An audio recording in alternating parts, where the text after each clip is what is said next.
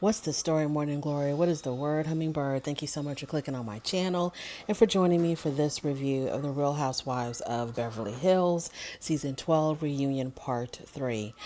My. There are some people that did not come out smelling like a rose at the end of all of this. It was a lot.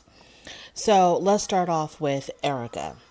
So Erica talks about her love life. Evidently, it's extremely active. She has a whole entire team that is satisfying her. She has teams for everything else, teams for her makeup, teams for her hair. So she might as well have teams for other purposes as well. They talked about her drinking and they show a montage of her falling over drunk, her drinking too much, etc. And she says that she was drinking to numb the pain. Then they talk about what Erica had said to Garcelle's son Jackson when Erica told him to get the F out when he was just passing through to get flowers for his mother, to pick up the flowers for his mom. And Erica, for whatever reason, just like pounced on him and was super rude to him, super ugly to him, talked to him in a way that you should never talk to anybody, let alone your castmate's 14-year-old son. So Garcelle asked Erica, why did Erica single out her son out of everybody else in that room? Because she could have given that venom to an adult, someone who could defend themselves. Erica claims that it had nothing to do against Jackson per se. She was just on one, and it could have been anybody. Anybody could have been on the receiving end of her vicious tongue that night. It wasn't because it was Jackson. She wasn't singling him out, but girl, if you're out there lashing out at children, you have a problem and you need to control your liquor. Then they showed a clip, and I can't believe I didn't remember this, but they showed a clip of Kyle, Dorit, and Mauricio just laughing it up about how Erica treated Jackson and what she said to Jackson. They thought it was so hilarious. It was so funny. And Mauricio had the audacity, he had the nerve and the gall to say that he absolutely loved that Erica did that to Jackson. And there was never a moment where I wanted a husband on a reunion as much as I wanted Mauricio on the reunion tonight, for him to answer to that and why he would have said that. And Kyle said nothing. She could, I mean, how could she defend that? How could she defend what he said?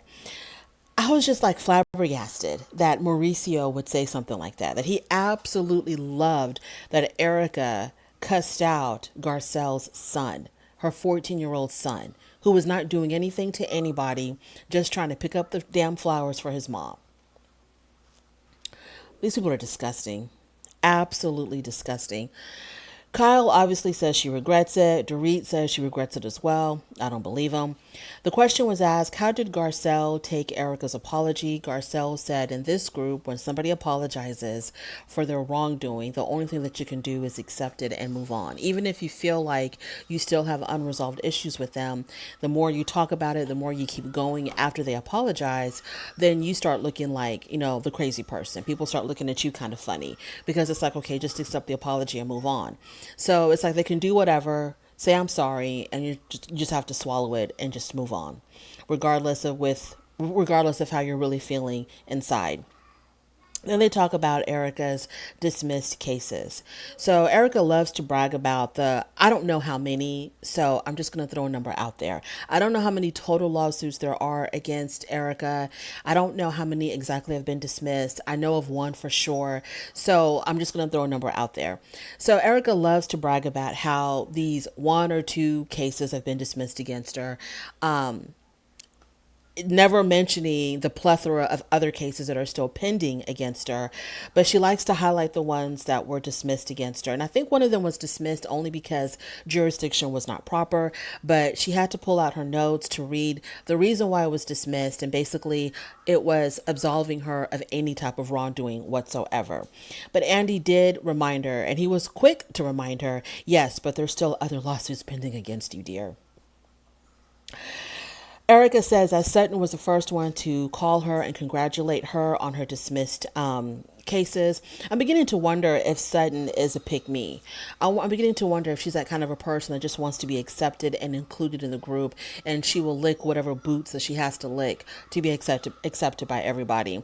Because Sutton was going hard against Erica. She really wanted to distance herself from Erica completely, and she was always talking about, Erica's attorneys were calling her, or some attorney was calling her so that she can testify in the case or do whatever. But when this one case or two cases are dismissed against Erica, Sutton all of a sudden is the first one to congratulate her. Dorit addresses Erica's delivery in Aspen when Erica had her meltdown in Aspen, and she tells Erica that it's your delivery. It comes off really bad, really wrong, and it makes you look horrible. Erica says that I thought this was insane. Erica says that in order for her to, what did she say? She used an analogy that I was just like, I can't believe she said it, because I don't know if any of the victims were plane crash victims. I don't know, but she uses this analogy that when you're in a plane that's going down, you are always told that you have to get the oxygen for yourself first before you can help anybody else. You have to take the oxygen thing and make sure that you're taken care of so that you have the ability to help others. And so that's what she compares herself to. She says that she has, because I think they were referring to when she had her meltdown, and they were, I think it was Kyle or somebody had said, but there's dead bodies, there's dead victims. And, don't you even care? And then Erica came back with, I don't care about anybody but me. And so now that was such a horrible, horrible thing to say, a very ugly, insensitive, unsympathetic thing to say. So then she twisted it around, I guess after she talked to her PR team, she twisted around and said that what she really meant was the reason why she only cares about her is because she needs to be helped first. She needs to be fixed first so that she can help others, so that she can help the victims. Erica defends her behavior as just being really angry, that she was just really angry, constantly being picked on, constantly, people berating her for not doing enough, not saying the right things, blah, blah, blah, blah, blah. Erica said that she wanted Kyle to defend her more. Kyle said that by us defending you, then we get attacked. That's why we can't defend you too much. And we have to hold you somewhat accountable, because when we defend you, then everybody attacks us. What is there to defend? I mean, I don't understand. Erica's behavior, like, what is there to do? It's indefensible. What is there to defend? There's nothing to defend in Erica. She's cold-hearted. She's unsympathetic. She doesn't care. She believes that she has nothing to do with it, even though she benefited on the backs and the deaths of the victims, even though she benefited indirectly. What is there to defend? I guess I should be asking Lisa Rinna that. So they talked about the earrings. She said that, I think, what's his name? Andy asked her if she had to give back the earrings. I think she did have to give up the earrings. The court ordered her to give up the earrings, but she says that they are appealing that, I guess, to get the earrings back. And Andy was like, okay, so you want to get the earrings back? And Erica just all she could say was, it's on appeal. It's on appeal. I guess implying that there's more to it than just the earrings, but she can't say much. And then Andy asked the rest of the ladies, would anybody else have kept the earrings? All of them said no. Erica claims that she doesn't miss her old life because Andy brought up when they were at Crystal's husband's birthday party, she was reminiscing about how she drove by her old mansion and the memories and this and that. She was going down memory lane. And so Andy asked her, do you regret your old life? And she said she absolutely doesn't. She said all those things can come and go. Houses come and go. Material things come and go. Money comes and go. She has no regrets. She doesn't miss her old life at all. But then when that segment ended, Erica was in tears. When they came back from the break, Miss Kathy Hilton, the Grand Dame of Beverly Hills, made her appearance. So of course, they start off really light. Let's have a little laugh before we get into the serious stuff. So they poked fun at her, how she's technologically, she can't do anything with technology. What's the word? Technologically, when you're doing a video, it's just funny how your brain just does not cooperate and you forget like half of your vocabulary.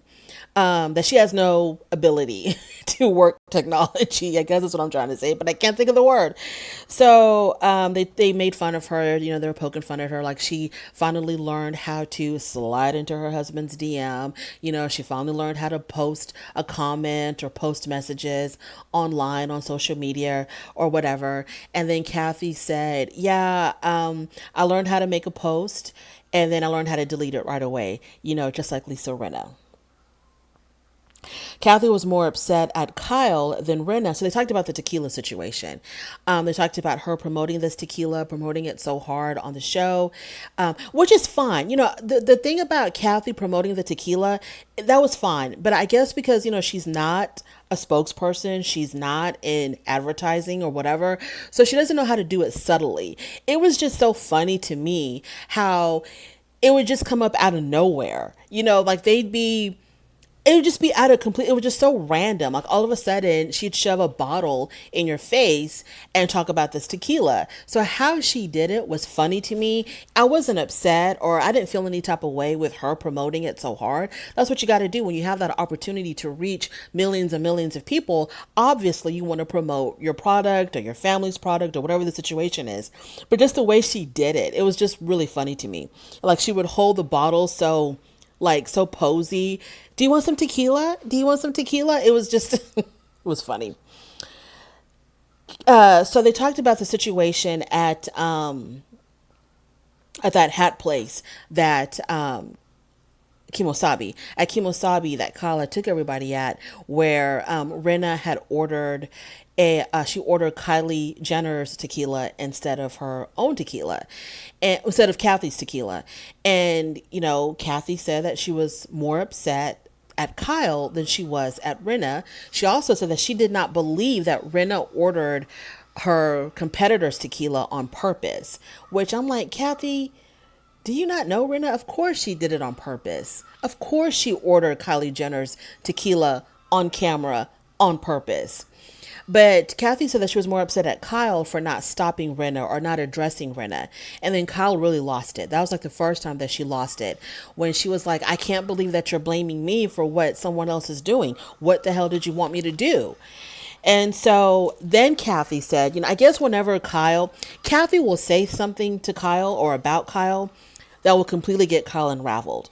And then as soon as Kyle becomes unraveled, Kathy's very quick to apologize. Not necessarily apologize or try to take back what she said when she sees that, Kyle is becoming undone, because it seems like to me, Kathy cannot stand it when Kyle cries. It really irks her.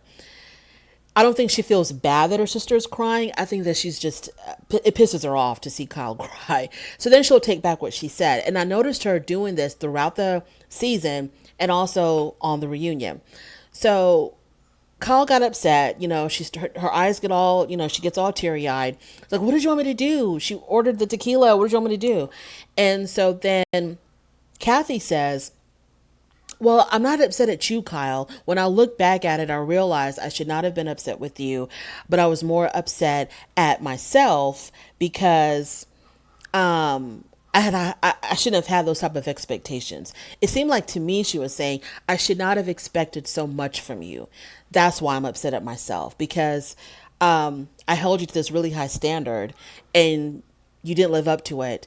And I ended up being disappointed. So I'm just upset with myself that I expected so much of you. She didn't say that verbatim, but that's how I interpreted on what she said.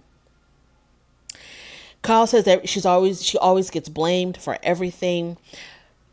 Other than the things that I mentioned in my Kyle video, my unpopular opinion about Kyle video, the Kyle outing Kim's alcoholism on the show, Mauricio leaving whatever company he was with. He was with Kathy's husband when Mauricio left that company to start his own company. And somebody in my comments had said that I think it was Colleen. Hi, Colleen. I think it was Colleen that told me that Mauricio had actually stolen clients from the company that he was in with Mr. Hilton.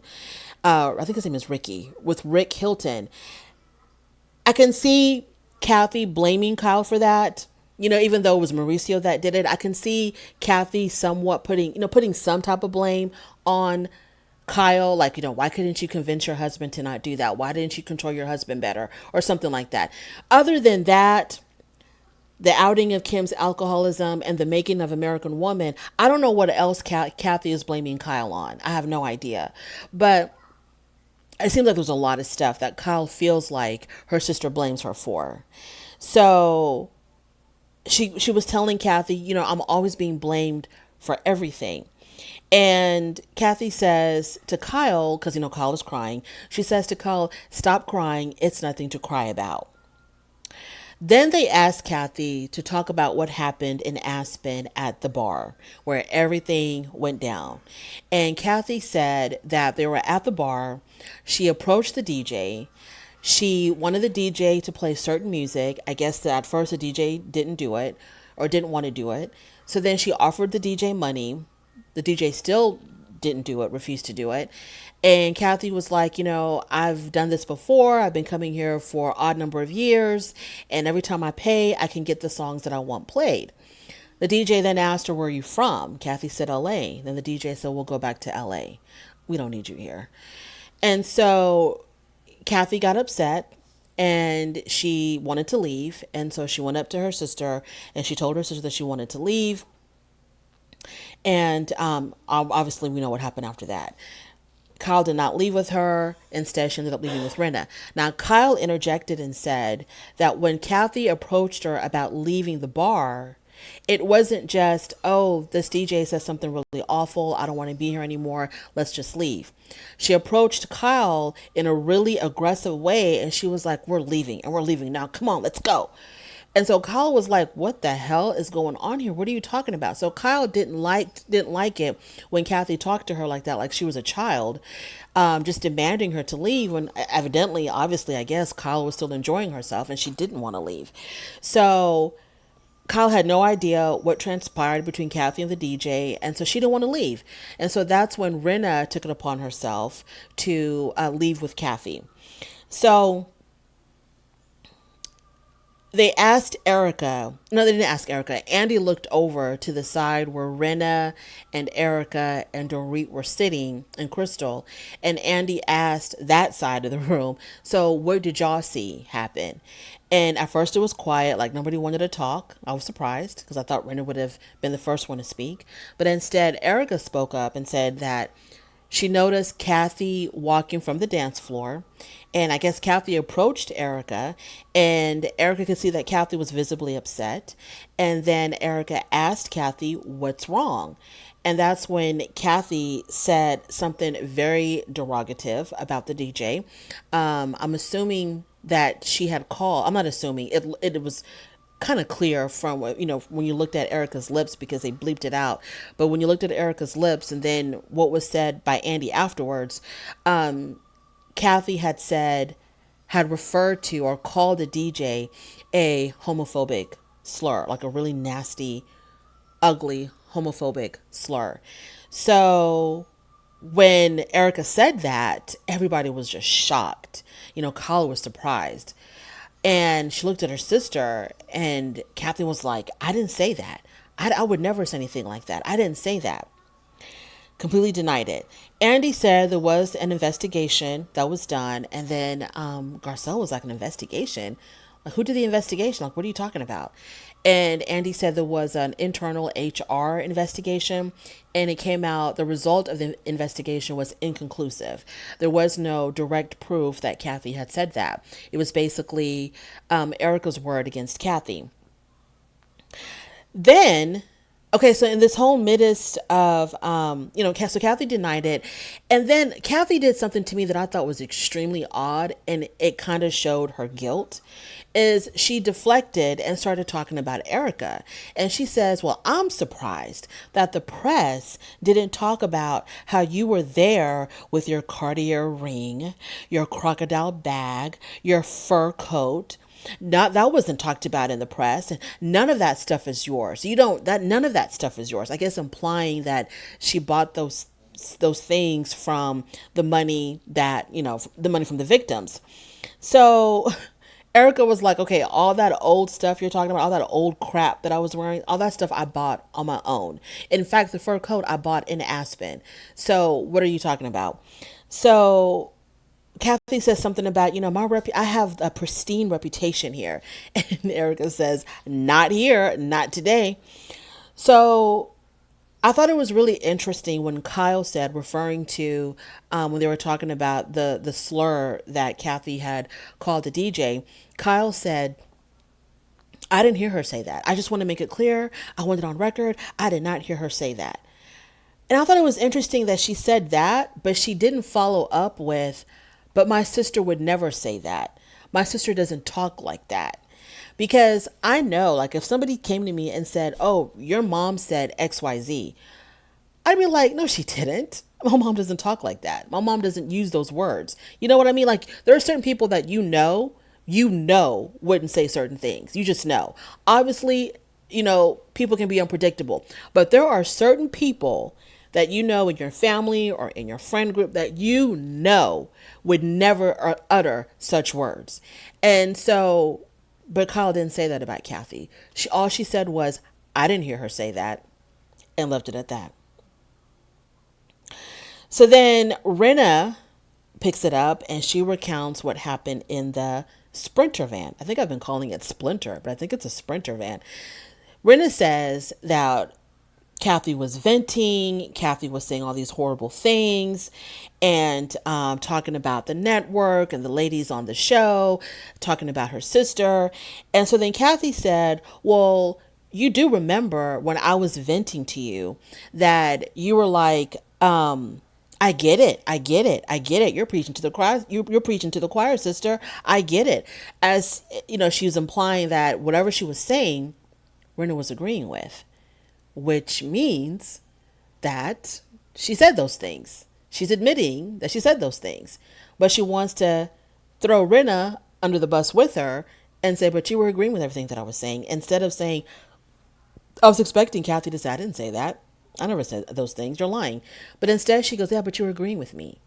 So Kathy said those things. So according to Rinna, and this is what Andy was reading off, according to Rinna, Kathy said that Dorit was a stupid, useless idiot.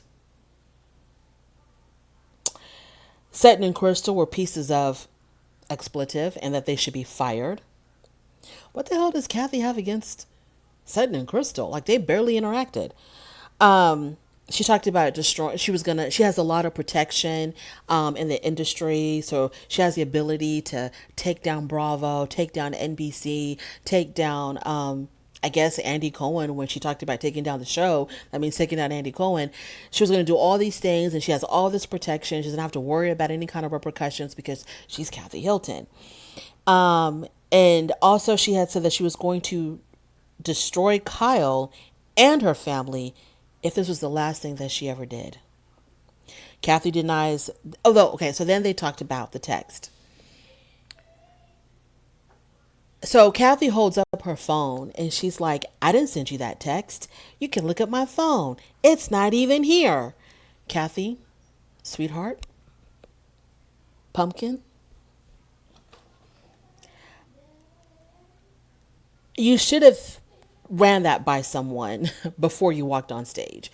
You should have told someone in your camp, hey, when I get on there, when they bring up those text messages, I'm going to say that I didn't even send them. And I'm going to hold up my phone and I'm going to show them that it's not even on my phone. Because I'm pretty sure, dear, that somebody would have told you, Kathy, don't do that. Don't say that on that damn stage. You're going to make yourself look like a damn clown, because texts can be deleted.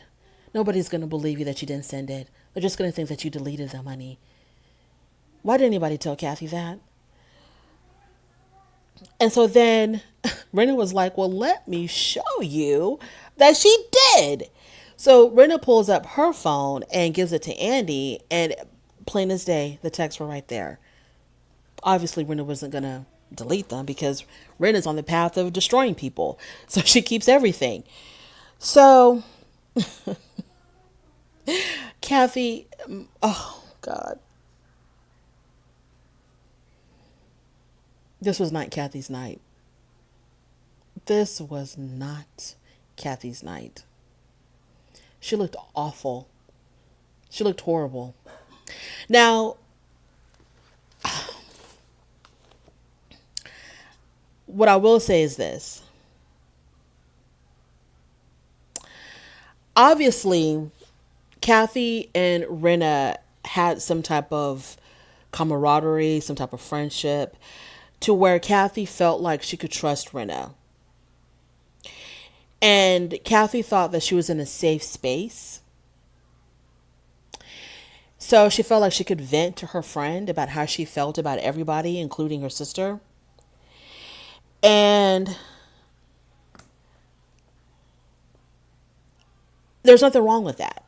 There is nothing wrong with that. I mean, we've all done that. We vented to coworkers about other coworkers. We vented to family members about other family members. You know, you feel like you're in a safe space. You can trust this person and you're just going to let it rip, you know, because you have a lot to say. Something triggered you, something upset you, and you just want to get it off your chest, and you go to whoever and you vent. And that's what Kathy was doing. We all have done that. There's nothing wrong with that. Nothing. But you have to know who you're venting to. Obviously, Kathy didn't get the memo that Rena is not someone who can be trusted with your deepest, darkest secrets. And which is funny to me because on that stage, Kathy talked about all the horrible things that Rena had done in the past. But she completely forgot about that night? Or she felt like she was exempt from Rena's wrath? I don't understand how she could have said those things to Rena, of all people. So everybody's upset with Rena because Rena, especially Kyle, because Rena aired out the dirty laundry. She completely broke Kathy's trust and her confidence, and she just let the whole world know what was said in that Sprinter van. That's wrong for Rena to do that. It's wrong for her to do that. Someone is telling you something, obviously in confidence, and you betray them. That's dirty. It's nasty. It's uncouth. It's just wrong. But it doesn't make Kathy right. Okay. Kathy feels how she feels. Okay. You don't like Dorit. You think she's stupid. You want Sutton and Crystal to be fired, maybe because they're too boring. Okay, fine, girl. We don't care about that. But the things that you said about your sister, that says a lot. And you can feel that way, I guess, that you want to destroy your sister if it's the last thing you do on earth. Okay, fine. But it's still nasty to say that. You know, like, we don't care about what you said about Bravo. We don't care about what you said about NBC. Like I said, we'll give you a pass on Dorit, give you a pass on Sutton and Crystal. But what you said about Kyle was nasty. It was bad. That's your sister. And how could you trust Rena with that type of information? What Rena did was wrong. There's no excuse. There's no justification. But Kathy saying those things about Kyle, that also was wrong. That also was bad. Okay? And the two can be correct. It doesn't mean that one is right or one has to be wrong. They can both be right. Rena was wrong and Kathy was wrong. So Kyle's whole issue is Rena airing out their dirty laundry, making it go public. And Rena said that TMZ had contacted her. I guess when they were still in Colorado, someone from TMZ had contacted her because they had already heard what went down in the bar. So she says it was already out there because y'all were in a public place. That's another thing that I don't understand is, like, Kathy, now the things that she said in the van, obviously, Rena, come on now, but the slur and what was going on at the club, at the bar, whatever the hell that was, I'm pretty sure other people had witnessed Kathy's meltdown and they were quickly on the phone with whoever, obviously. Okay. So yeah, I don't know why Rena has to take the fall for all of that. She definitely takes the fall for revealing what was said in the van and at the house, but she shouldn't take the fall for with whatever Kathy did in the club because there were other witnesses there, people outside of the show. So Kathy talked about how she went to Kyle's house to apologize to her sister. But when she got there, Kyle also made her apologize to Rinna, and she didn't understand why she had to say sorry to Rinna, which I didn't understand either. Why would you have to say sorry to Rinna? And like, Kyle, are you falling for the okie doke? Are you really falling for Rinna's nonsense? Because Rinna, I'm the victim. Because she did it to me. She did it to me. She hurt me. And Kyle, you fell for that? That's why I question, Kyle's anger towards Rinna. Like, why would you make your sister to apologize to Rinna? For what? That didn't make any sense to me. Anyways, moving on. So, Rinna's going to victimize herself. Is total nonsense. You're not the victim, Rinna. Nothing bad was done to you. You were not scared of Kathy Hilton. Stop it. So, Kathy said that Rinna did all of this, to secure her spot on the show, which could be believable. I mean, Rinna is not to be trusted. They keep her on the show for a reason. She's a villain. Okay, she's a nasty, nasty villain. That's the part that she plays. So I'm just surprised that Kathy didn't know that Kathy was completely unaware on who the hell Rinna really was. But anyways, so she's like, oh, you just tell, because and Kathy said this like she was revealing some type of deep, dark, Bravo secret. And you just said that because your contract was coming up and you just wanted to stay on the show. You wanted your contract. Rinna knows exactly. Rinna's a saleswoman, and the best thing that she sells is herself. So Rinna knows what she needs to do to stay. Rinna's not worried about losing a Bravo check. She knows exactly what she needs to do to stay on the show, and she's been doing it for however many years. Everybody hates her, but they keep bringing her back time and time and time again. Rinna's not worried about her spot on Bravo. So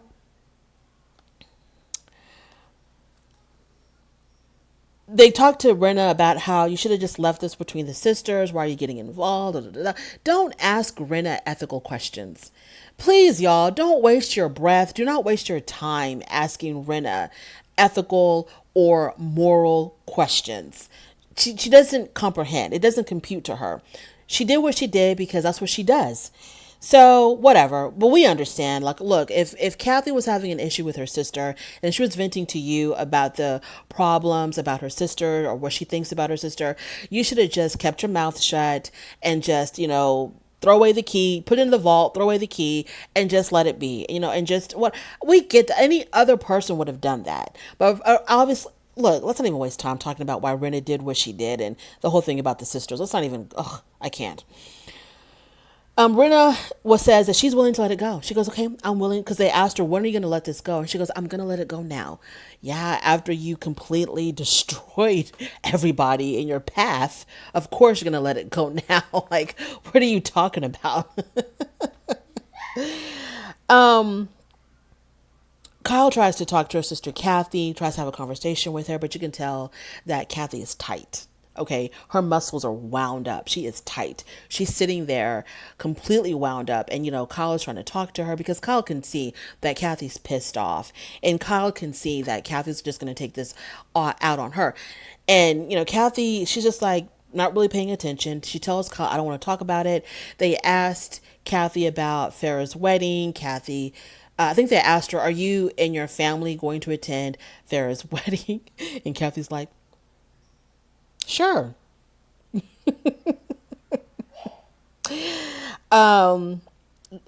were done with Kathy. It was time for her to leave. She gets up, she leaves. Kyle is completely broken up because she knows what this means. She can read her sister. She knows her sister very well, and she knows that it's not going to be good. So Kyle spends the rest of the last few remaining minutes crying. She doesn't want to toast. She doesn't want to do anything. It was bad. It was horrible. I'm not even going to talk about what happened at the end. Dorit trying to get more camera time. Not interested. The problem with Kathy and Kyle, to me, they have a lot of unresolved issues. And I think that they solve their issues by just sweeping it under the rug. It gets to a point where I guess, I don't know, for whatever reason, Kathy wants to communicate with Kyle again. They don't really talk about what caused them to fall apart to begin with. They just brush everything or sweep everything under the rug. And that's why it's easy for someone like Rinna to pop up and completely unravel whatever they've attempted to fix thus far, because whatever's going on between Kathy and Kyle is not fixed. The resentment that Kathy has towards Kyle for all the stuff that Kyle has done, the business, Mauricio stealing clients, American Woman, all that stuff, Kathy's not over that. Kathy doesn't seem like someone who can get over a grudge easily. She seems like she can push it to the side and just kind of go on living with you, but she's not over it. It's not resolved because she thinks that Kyle is doing these things probably out of spite or on purpose. So she's not over it. And Kyle doesn't take any type of responsibility or accountability for what she did. And I think that's what really gets under Kathy's skin, is that Kyle does these things or is a part of these things and she sees nothing wrong with it. I'm pretty sure when it came to the whole business thing, obviously Kyle was on her husband's side. She saw nothing wrong with what Mauricio did. She probably was like, well, that's what people do. That's how business is conducted. You steal clients. I don't know. American Woman, I remember her defending herself about American Woman. She defended herself tooth and nail. She was not gonna, budge on that. She felt like there was nothing wrong with her doing American Woman. And I really can't speak on the outing of Kim's alcoholism because I don't remember. It was so long ago, I don't remember clearly if Kyle had outed Kim's alcoholism on the show or not. So, I think that's what their real issue is. And like right now, I think, Kathy just either wakes up one day and she's like, you know what, I'm going to talk to my sister Kyle again. And they go back to talking and acting like there's nothing wrong, but there's a lot wrong that they're not resolving. And that's why they keep on having these moments of, breakups. Something happens, something minor, and then they're not speaking for months or for years. Then they're back together again without resolving anything. And then something really small will happen.